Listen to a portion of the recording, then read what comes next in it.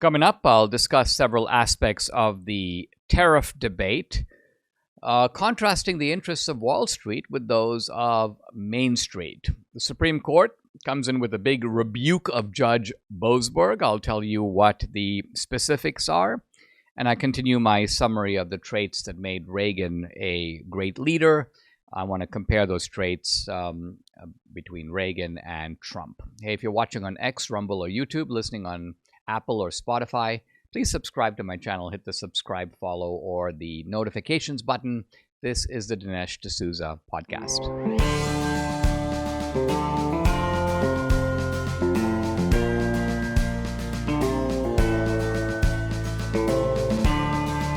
America needs this voice.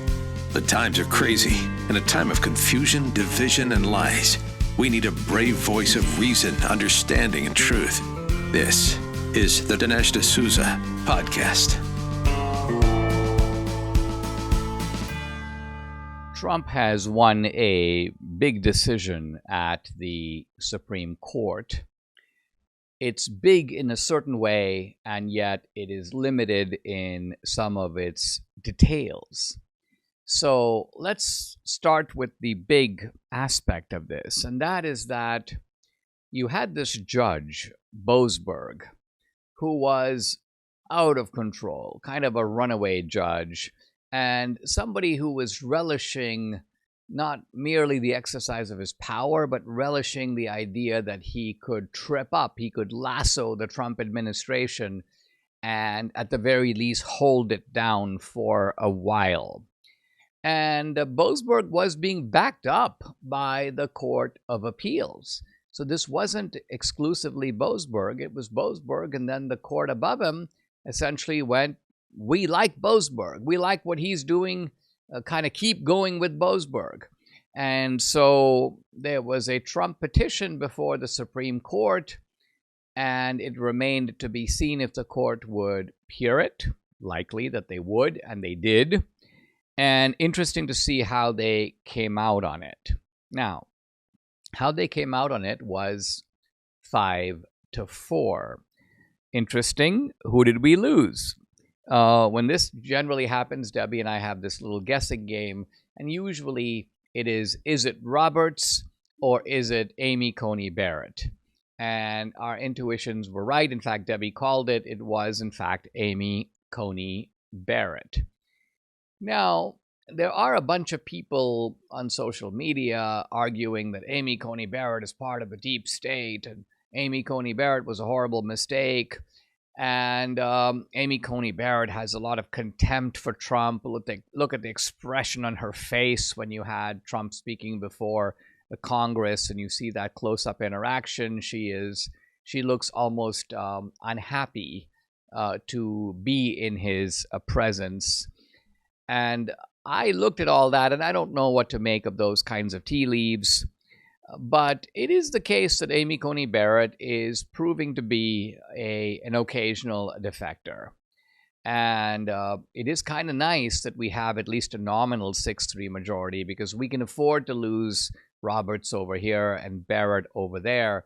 Now, in general, we can't afford to lose both of them, right? Because if we take Barrett and Roberts and then add the three women, Sotomayor, Jackson, Kagan, you then have a Democratic 5-4.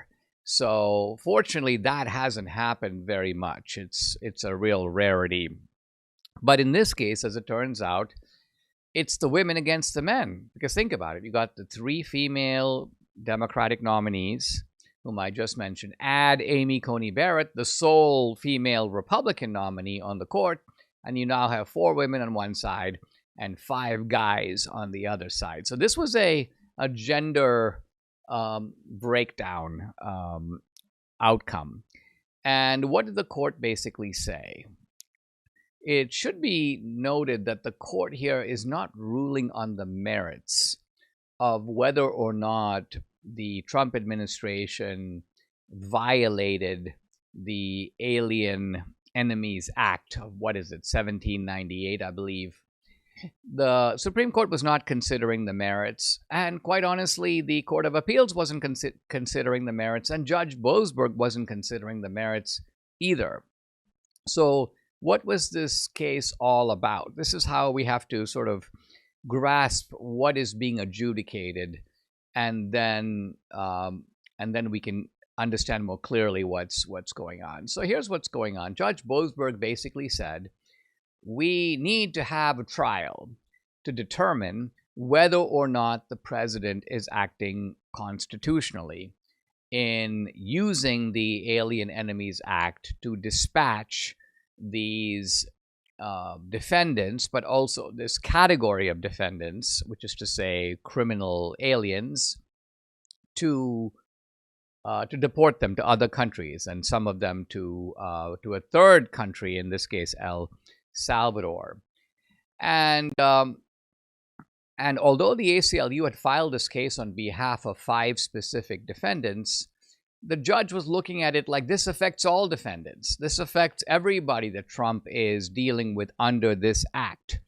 And of course, a lot of attention had focused on one guy that had been sent to El Salvador, and the left kept saying he's not a member of a gang, he's not in MS-13, there's no proof he's in MS-13.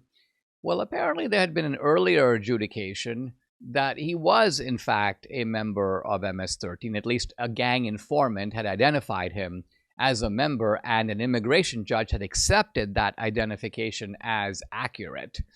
And so here's this guy in a prison in El Salvador, and the left said, you have to bring him back.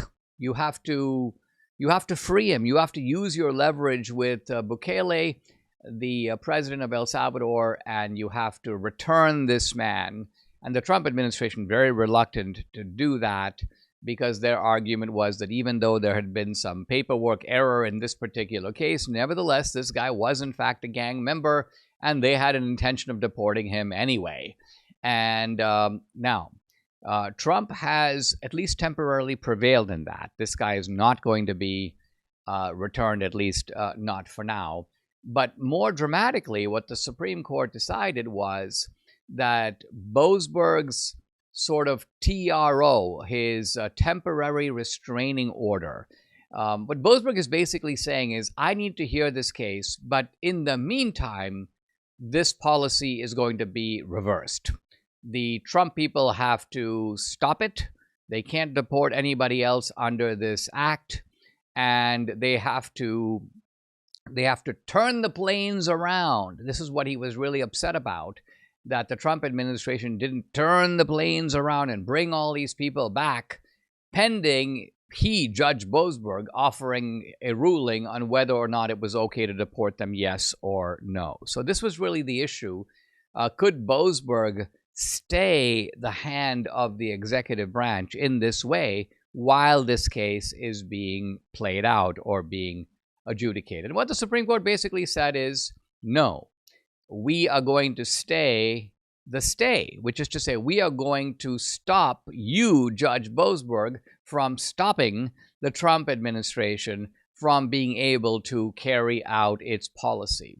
Now, the Supreme Court was pretty clear in saying, we're not saying that any individual criminal alien doesn't have any kind of due process. They can file for habeas corpus, which is another word for due process. They can demand that their case go to court.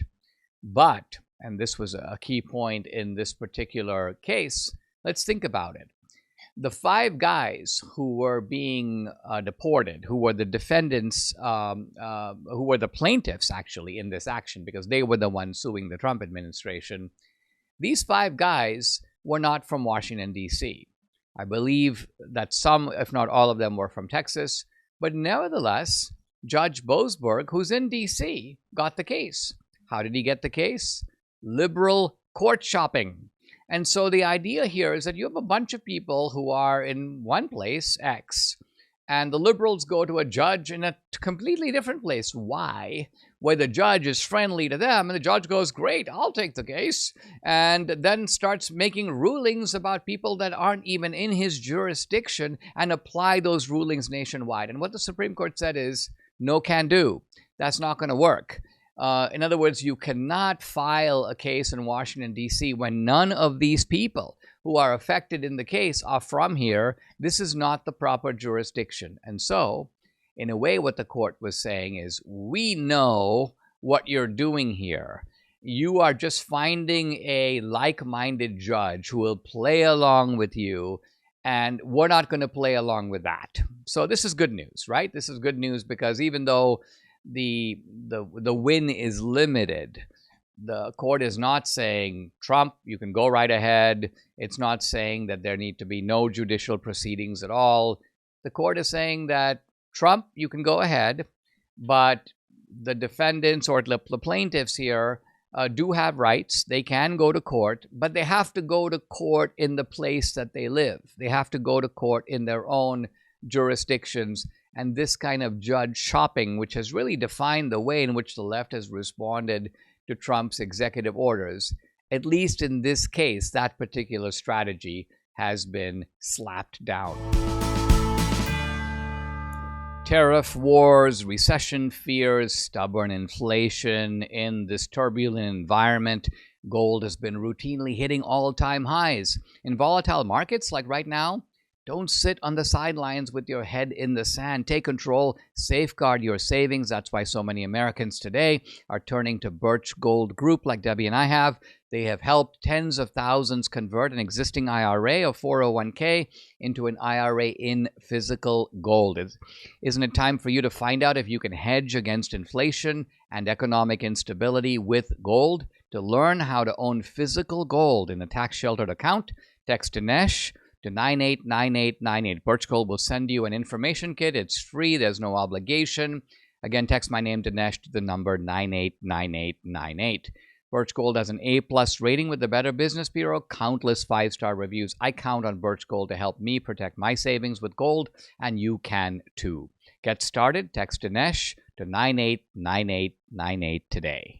President Trump's 2024 victory wasn't just an election, it was a movement. The American people stood up, fought back, and reclaimed their country. But the fight isn't just about politics, it's also about culture. For too long, Hollywood has dictated what we watch, what we think, what we value, but now a revolution is underway. A grassroots film studio powered by We the People is taking back our culture. From Sound of Freedom, a courageous film that exposed an evil the elites would rather keep hidden, to movies that honor faith, family, and country like Homestead, Angel Studios is redefining what storytelling should be. And here's the best part. You get to be a part of it. By joining the Angel Guild, you get a say in what stories get made. You're not just watching, you're shaping a culture that reflects your values. Hollywood won't fix itself. The media won't change, but we, the people, can build something better. Angel Studios is proof of that. Go to angel.com/Dinesh today. Join the movement. Support the films that matter. Let's take our culture back. Angel.com/Dinesh.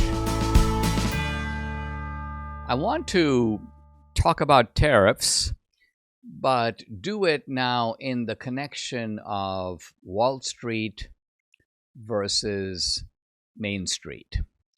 And the reason for this distinction is because this is the driving motive of these tariffs.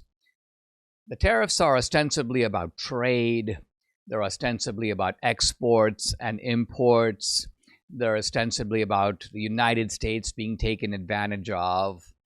But those are all relative abstractions compared to what is it that Trump is trying to do and who is it that Trump is trying to help.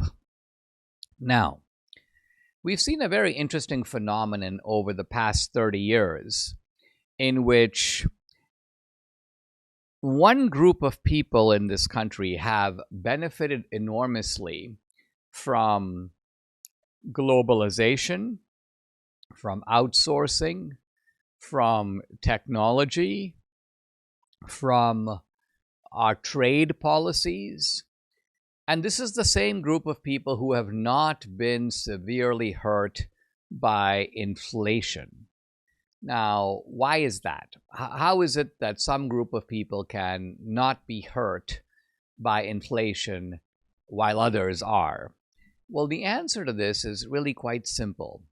And that is that if you own assets, and assets here refers to stocks, index funds, real estate, a second home, investment units or investment property, valuable art that goes up in value, any of these things, these are all assets. And they're called assets because you buy them in order for them to appreciate or go up in value. So when you have inflation, inflation is manifest in rising prices.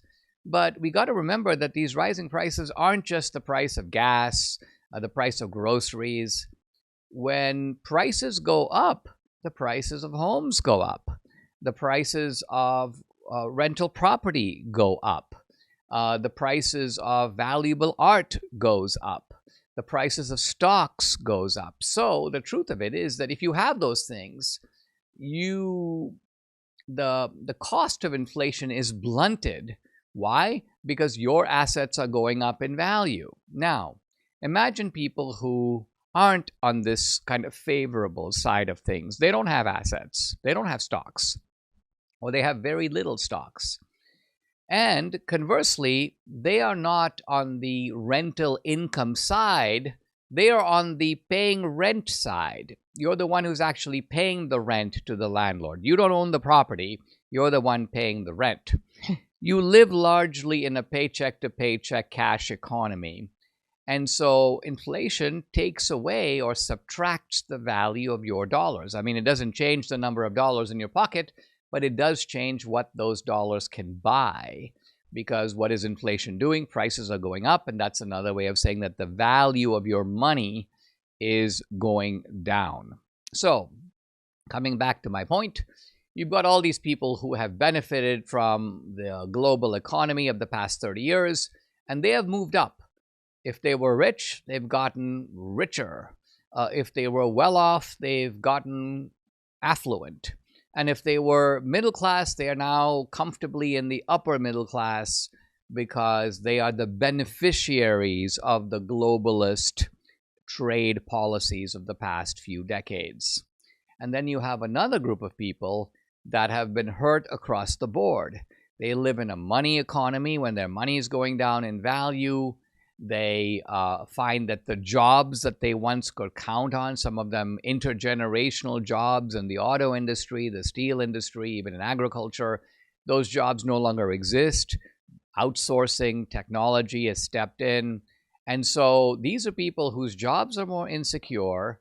Their savings are largely, if they have savings at all, their savings are in cash, which is going down in value. And so these are the people who have been, I don't think screwed over is too strong a term. It's true. And this is really why our middle class has kind of collapsed. It's not that the middle class has somehow disappeared, but I would say a third of our middle class has moved up, and 2/3 of the middle class has either been stagnant or moved down. Now, stagnant may not sound so bad, but it's really bad when it's occurring over 20 or 30 years, because that really means that you don't have a life any better than your parents. And in some ways, because life moves on, imagine someone who's in their 20s, and then they go to their 30s, and they're no better off than they were in their 20s. And then they go to the 40s and 50s, and they're no better off than they were in their 30s. Well, that kind of stagnation really shows you are not getting ahead. Even though you're advancing in age, supposedly you're advancing in knowledge, supposedly you're getting better in your job, but your job is not getting better for you. You're not making more money, your life isn't improving. And these are the people that Trump wants to rescue. And he wants to rescue them not by, quote, bailing them out. Let's remember that the rich bankers, the investment houses, all got major bailouts after the 2008 crash.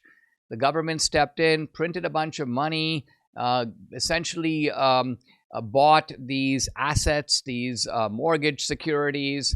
The government told these banks, you're not going to fail. You can keep the profits of your reckless lending, but if you lose money and are going under, we are there to bail you out. And we're there to bail you out with the taxpayers' money. So then, right in the wake of that 2008 crash, all these rich bankers gave themselves major bonuses. they were essentially all laughing all their way to the bank. And this was, in fact, a bailout. What Trump wants to do is something that's quite different, and that is he wants to restructure the rules of the game so that the people who have been hurt the most, which is to say a lot of Main Street as opposed to Wall Street, that we see some benefits coming to Main Street. What kind of benefits are those? One, better jobs. Now, how does tariffs produce better jobs?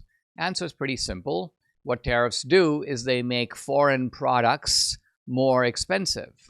And that means it's more profitable to make those same products or similar products here at home. How do you make products at home? You employ people domestically to make them. And that means when there's a greater demand for labor, the price of labor goes up, which is a way of saying that people's jobs now begin to pay more, they get better benefits, and so you begin to see a jobs recovery. And I'm, by the way, not just talking here about the number of jobs, because if you look at our unemployment numbers, it looks like, well, we're not doing too badly. Not that many people are unemployed. But when you have a guy who used to be in the steel industry making $80,000 a year with a 401k plan, now let's say driving for Uber or working as a greeter in a store or working as a cashier at Target, making half of what he used to make without benefits or without adequate or comparable benefits, that is a job. But what kind of a job? It's not the type of job that built America into a manufacturing powerhouse in the middle of the last century. Now, there's a kind of deep disingenuousness in the left's shrieking about this. You might remember just a few years ago when there was a sharp downturn in the stock market. There was high inflation that at one point approached 9% under Biden. And people were flustered, and the media said, oh, don't worry about it. The stock market is doing fine. It's 30,000. It's at 30,000. And this inflation stuff is overblown. Don't worry about it. It's not that serious. Well, all right, let's compare to now. What is the inflation rate right now? Somewhere between 2 and 3%. Much lower than the 9% it was under Biden. And where is the stock market? Is it like down to 15,000? Actually, no. It's around 38,000. In other words, the stock market is way higher than it was a couple of years ago when the left said, not to worry, the economy is doing great. So the freak out, I guess what I'm saying is a pose. It is artificial. There were worse conditions under Biden, and we were assured that there wasn't a problem. The situation is vastly better, despite the stock market correction. The situation objectively is better, and yet we're told, be afraid, be very afraid. MyPillow is excited to announce they are extending the mega sale on overstock, on clearance, and also on brand new products. This is your chance to grab some incredible deals on some of MyPillow's most popular and newly released items. For example, save $40 on the new spring MyPillow bed sheets, available in any size, any color. These luxurious sheets are designed for maximum comfort and breathability. They are perfect for a great night's sleep. Looking for a meaningful gift? Save 30% on the brand new My Crosses, inspired by the one Mike Lindell has worn every day for over 20 years. These beautifully crafted crosses come in both men's and women's designs and are proudly made in the USA. Get the 6-piece bath or kitchen towel sets for just $39.98. Initial quantities are low, so act now. And don't forget the best-selling standard MyPillow, now just $17.98. Plus orders over $75, ship free. Call 800-876-0227. That's 800-876-0227. Or go to mypillow.com. And don't forget to use the promo code. It's DINESH, Dinesh. If you'd like to support my work, guys, I'd like to invite you to check out my Locals channel and consider becoming an annual subscriber. I post a lot of exclusive content there, including content you won't see on other social media platforms. On Locals, you get Dinesh Unchained, Dinesh Uncensored. You can also interact with me directly. I do a live weekly Q&A every Tuesday. So tonight, 8 p.m. Eastern, no topic is off limits. I've also got a movie page up on Locals, and I've uploaded some cool films up there. 2,000 Mules is up there. Police State, Vindicating Trump. I just added 2 new films, Trump Card, and my only feature film, a political thriller that Debbie and I produced together. It's called Infidel, starring Jim Caviezel. If you're an annual subscriber, you can stream and watch this movie content for free. It's included with your subscription. So check out the channel, dinesh.locals.com. I'd love to have you along for this great ride. Again, it's dinesh.locals.com. From the moment that Trump was elected for a second time, when Doge was exposing waste here, waste there, waste everywhere, the left kept saying, Trump doesn't care about you. He only cares about enriching his millionaire and billionaire friends. This was all part of the Elon Musk is trying to enrich himself. Elon Musk is stealing from you. It was rather unbelievable from the outset. But think of how ludicrous it is now, because who are the people who have been hurt most by this jolt to the market? Well, the answer is it's the millionaires and billionaires who own the vast majority of the stocks that have gone down in value. And there's a table on social media, you can look it up, showing how, for example, the richest people in the world have all lost, well, not millions, but in some case, billions of dollars as a result of this market correction. So my point is just this, the talking point that Trump is just trying, all he cares about is enriching the millionaires and billionaires, the kind of Bernie staple rhetoric, suddenly, I mean, it never made a whole lot of sense, but now it makes no sense whatsoever. There have also been some surveys that show that working class people and the people who voted for Trump are very happy about Trump's policies. He's got, his approval ratings have not gone down. In fact, they have stayed constant or even edged up.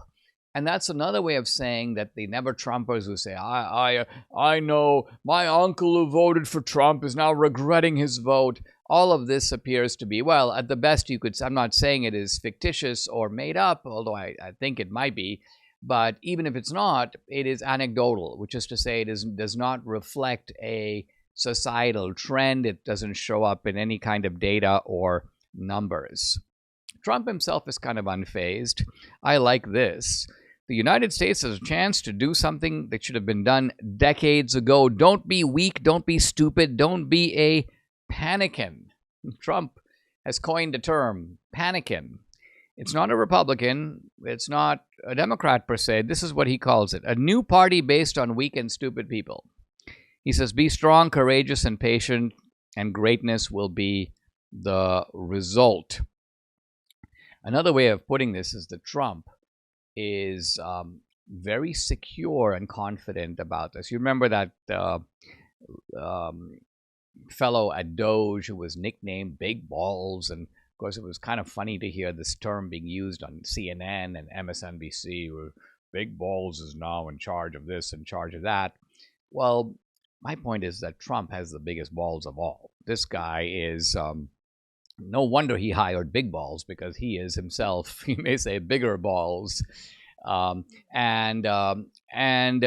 is not in any way backing down. China, in fact, announced that they were going to be retaliating against our tariffs, and you might think Trump will go, oh, well, this is very bad. I need to reconsider. No, Trump's view is, okay, you want to do that? You're going to be looking at tariffs like you've never seen before, and these are going to be tariffs that no other country has. So let's see whose economy blinks first, or to put it differently, if you want to play the game of chicken, Trump is ready to play. Now, what is the underlying logic behind all this? What is Trump really going for here? Let's take a couple of concrete examples. In Norway, this is actually a post from a European guy I follow on social media. He says a Chevy Tahoe costs $175,000 US dollars. Now, why is that? Why would a Tahoe what does a Tahoe cost, honey, here in the United States? About 80,000, 70 or 80,000. Why would a Tahoe cost more than double? And the answer is really simple. Massive European tariffs on American cars. So can you buy a Tahoe? Yes. But if you get it, you're going to be paying massive tariffs, and that's obviously a way of discouraging people from buying Tahoes. That's what the Norwegians are doing. By the way, these are supposed to be our allies. And Trump's view is, why should the Norwegians, or for that matter, the others, the Germans, the French, the British, all these friends of ours who don't hesitate to impose massive tariffs, why shouldn't we tariff their goods the same?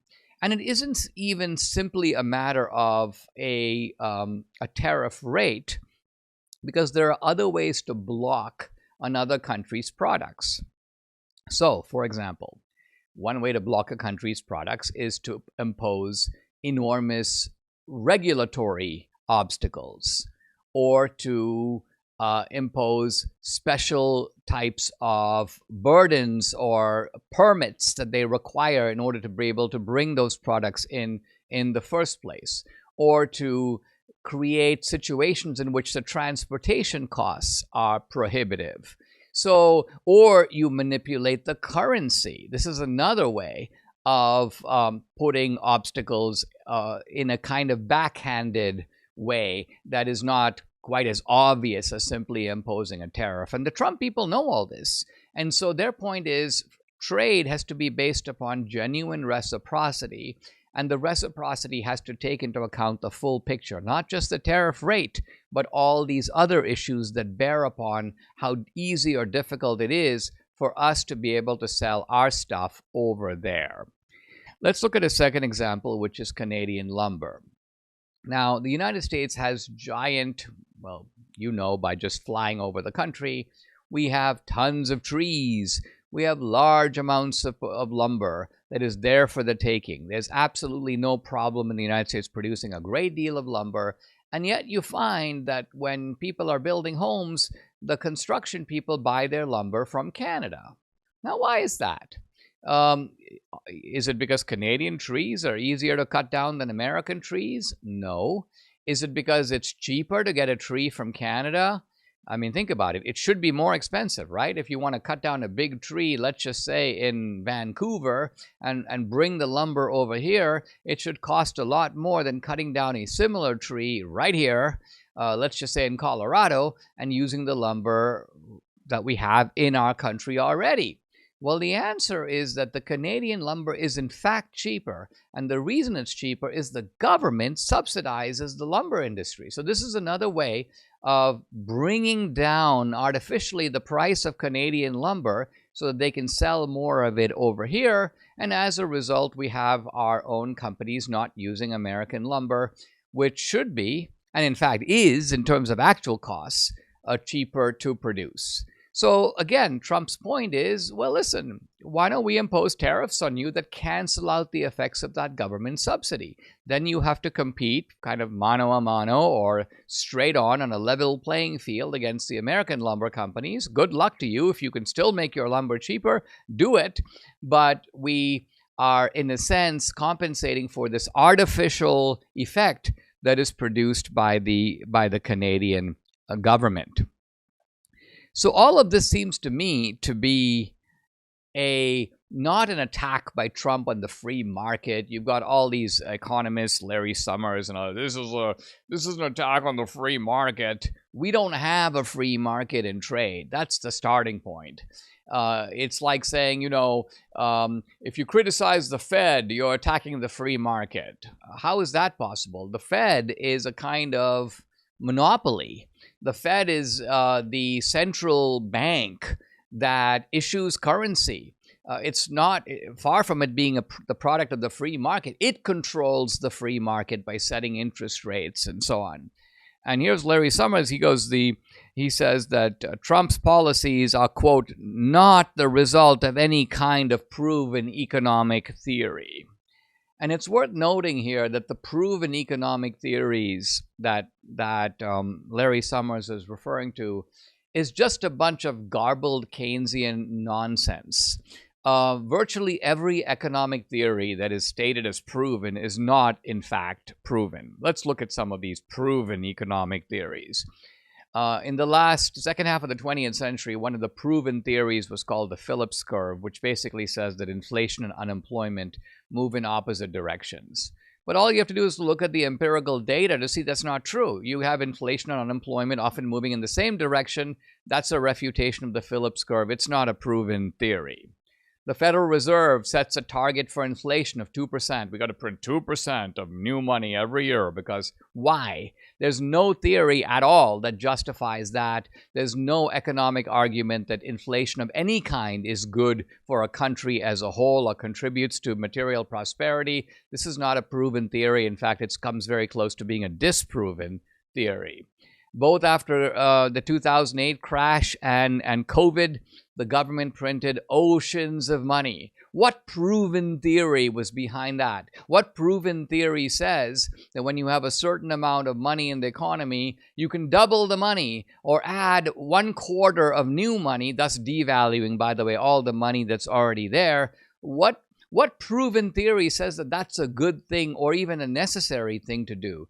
The point is, the government has been acting like a bunch of robbers, like a bunch of bandits, helping their friends and hurting everybody else.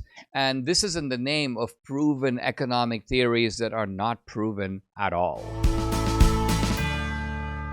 I'm continuing my discussion of Reagan from the opening chapter called Why Reagan Gets No Respect.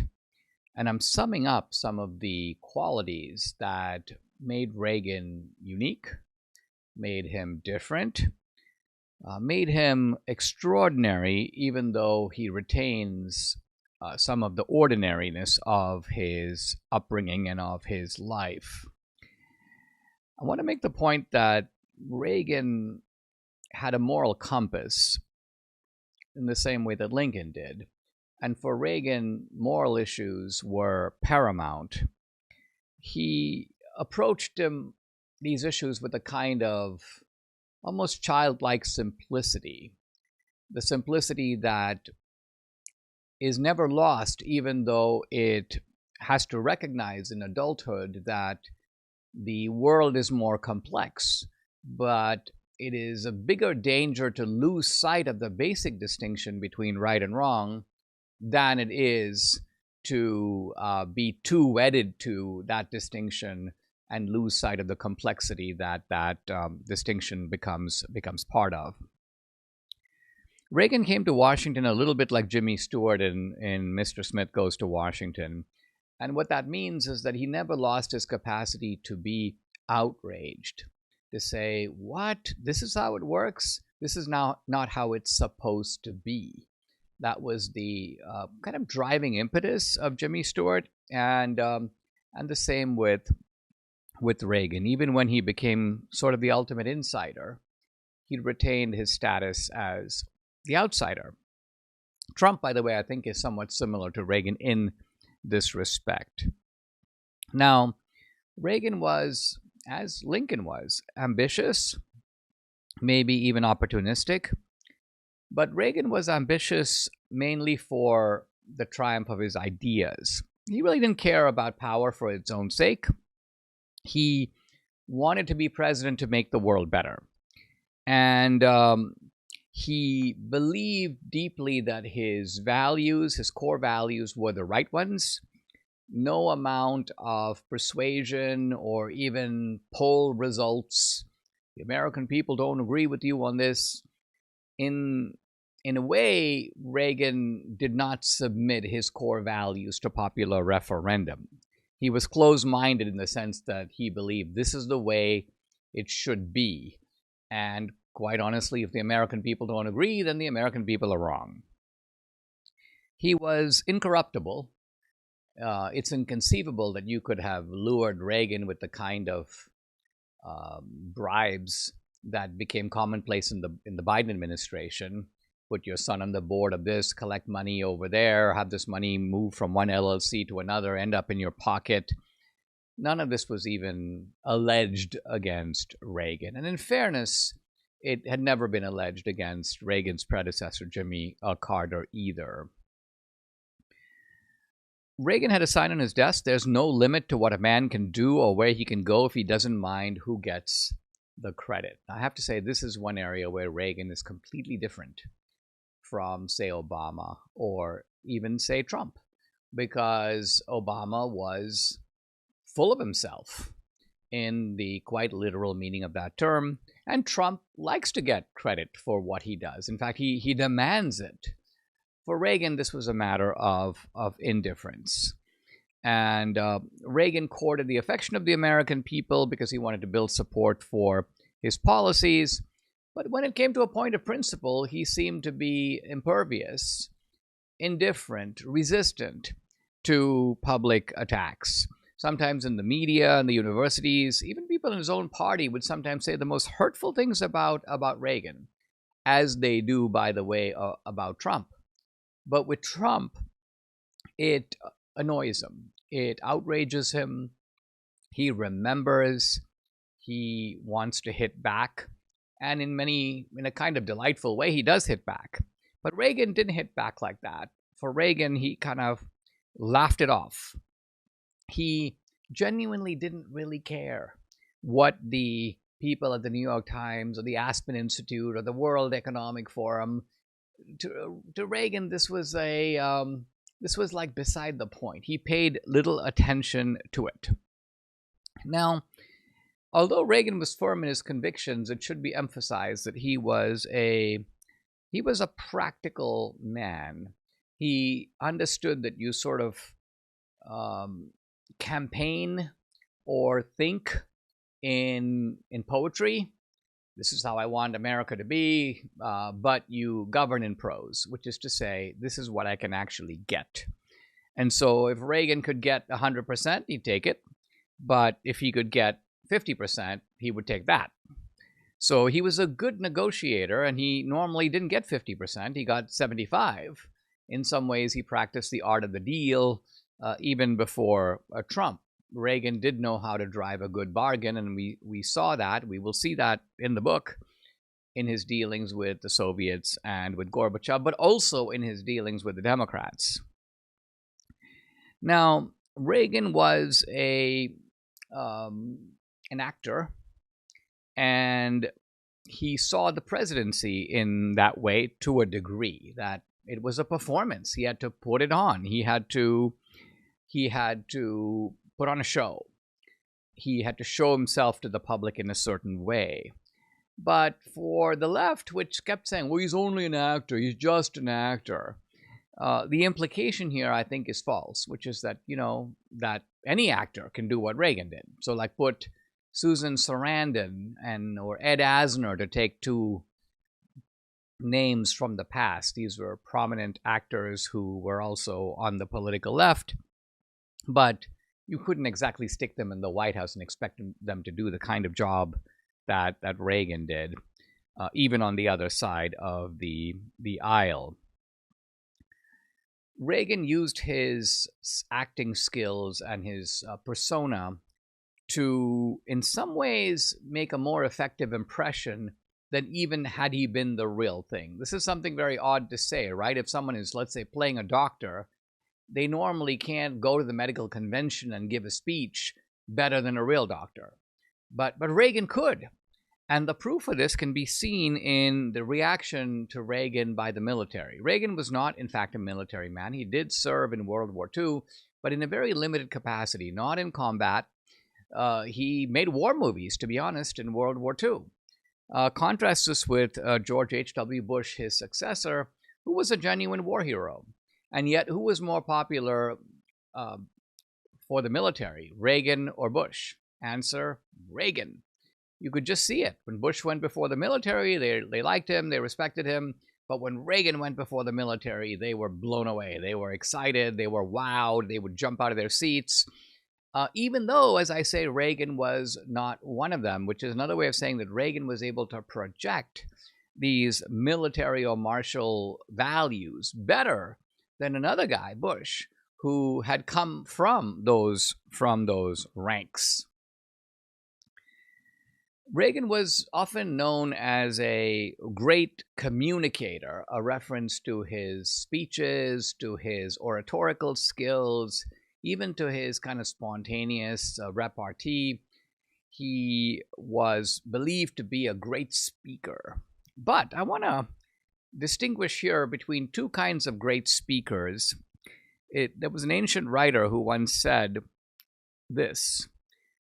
He said, when we hear Cicero speak, we say, "What a clever man is Cicero." But when we hear Demosthenes speak, we say, "Let us march against Philip." Philip here being Philip of Macedonia, the father of Alexander the Great. So the distinction here is between making a speech that draws attention to how intelligent the speaker is. And in our own time, we have lots of people, and there are sometimes professors who are like this. They want to draw attention to themselves, and so their speeches are self-referential. They're demonstrations of erudition or sort of smarty pants intelligence. And then there's another type of speaker who does not want to draw attention to himself or herself. The other type of speaker wants you to do something. The speech is aimed at persuasion. It's aimed at producing an effect.